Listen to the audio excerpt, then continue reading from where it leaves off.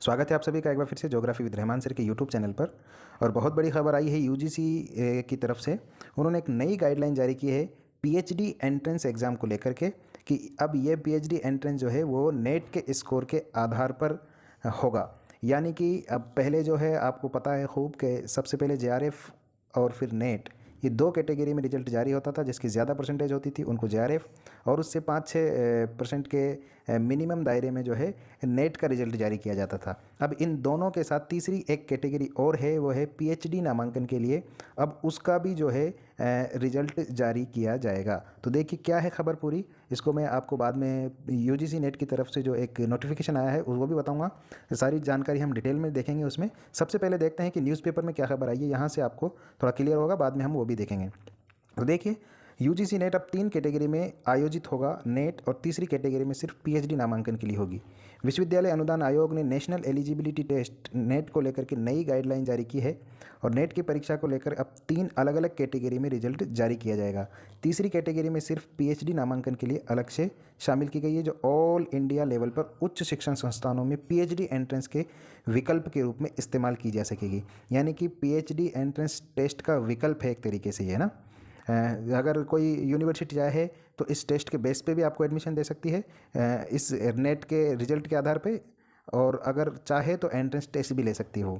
इस तरीके का अब अभी कोई इसमें जो है स्पष्टीकरण नहीं किया गया है। यूजीसी ने उच्च शिक्षण संस्थानों को निर्देश जारी किए हैं कि वे पीएचडी एंट्रेंस टेस्ट की जगह नेट स्कोर को पीएचडी नामांकन में इस्तेमाल करें। यानी कि ये दिशा निर्देश जारी कर दी जा चुके हैं, और जो इस 25 सत्र से इसे लागू भी कर दिया जाएगा। यानी कि अभी जो आने वाला जो जून 2024 का नेट एग्ज़ाम है उसमें भी इसको जारी किया जा सकता है। तो ये अभी कुछ दिनों बाद नोटिफिकेशन आ जाएगा, उसका सारी बातें क्लियर हो जाएगी। नेट पहले 2 कैटेगरी में होता था, आप सभी को पता है। पहला जेआरएफ जूनियर रिसर्च फेलोशिप, और दूसरा नेट यानी कि असिस्टेंट प्रोफेसर की अर्हता के लिए। हालांकि पहले भी शिक्षण संस्थान पीएचडी नामांकन में एंट्रेंस टेस्ट से नेट जेआरएफ छात्रों को छूट देते थे, और उन्हें सीधे साक्षात्कार में शामिल होने के लिए किया जाता था। लेकिन अब यूजीसी ने इसके लिए एक विशेष प्रावधान करते हुए एनटीए द्वारा ली जाने वाली परीक्षा में तीसरी कैटेगरी को शामिल कर लिया। यानी कि बहुत बड़ा बदलाव नहीं है ये, पहले भी ऐसा होता था। लेकिन अब जो है जो अंक तालिका आएगी परसेंटाइल के आधार पर आएगी, वो भी उसमें नेट जेआरएफ और उसके अलावा तीसरी कैटेगरी पीएचडी नामांकन वाली जोड़ दी गई है। बस इतना सा अंतर है। 3 कैटेगरी के अलग अलग स्कोर कार्ड जारी होंगे, तीनों कैटेगरी के लिए अलग अलग स्कोर कार्ड जारी किया जाएगा। अगर किसी ने पहली कैटेगरी, यहाँ देखिए सबसे इंपॉर्टेंट बात यह है, जेआरएफ अगर क्वालिफाई किया है तो इसका मतलब है वो तीनों कैटेगरी में क्वालिफाई हो गया। और जिसने असिस्टेंट प्रोफेसर के लिए क्वालिफाई किया है तो वो असिस्टेंट प्रोफेसर के साथ साथ पीएचडी एंट्रेंस के लिए भी पात्र हो गया।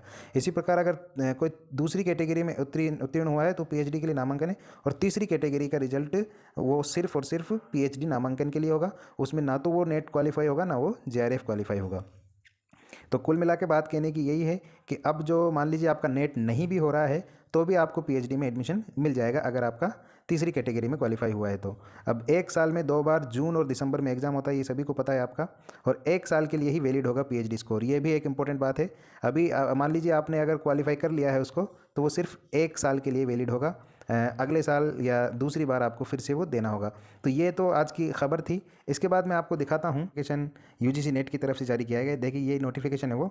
इस नोटिफिकेशन में public notice professor Manish R Joshi की तरफ, सेक्रेटरी जो यूजीसी के हैं, उनकी तरफ से आप इसको पढ़ लीजिएगा। इसमें देखिए सबसे इंपॉर्टेंट बात यहाँ है, वो तीनों कैटेगरी की बात है, यहाँ से और आपको क्लियर हो जाएगा।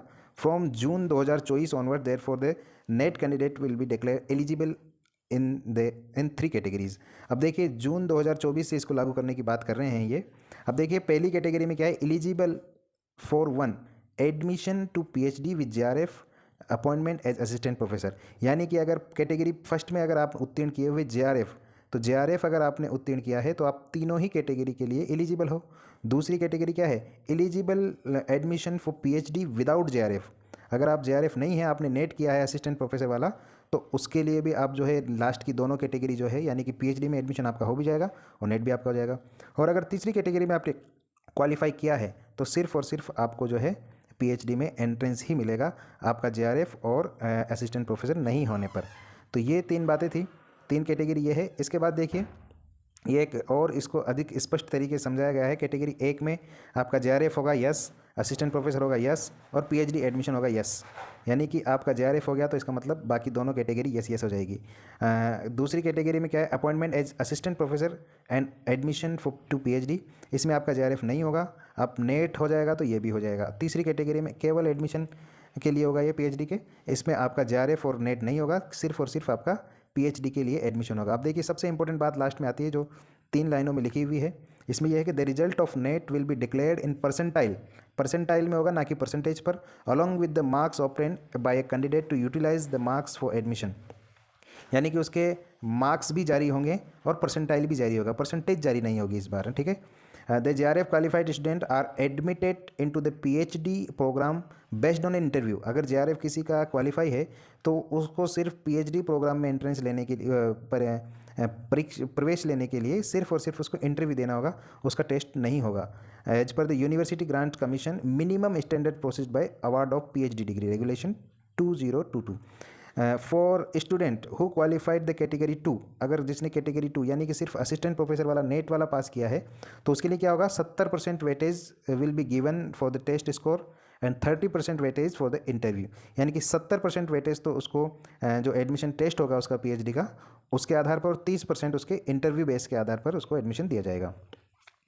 और the PhD admission will be based on obtain merit of net marks and marks obtain.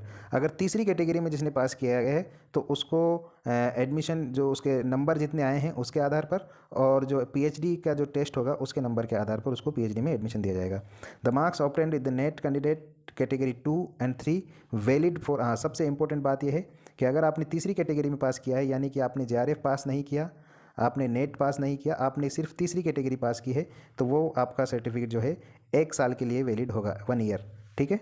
For notification, अगला जो नेट का जून 2024 का जो आपका नोटिफिकेशन वो कुछ दिनों में जारी कर दिया जाएगा। इस तरीके से ये पूरी सूचना थी आपकी। उम्मीद है आपको समझ में आया होगा।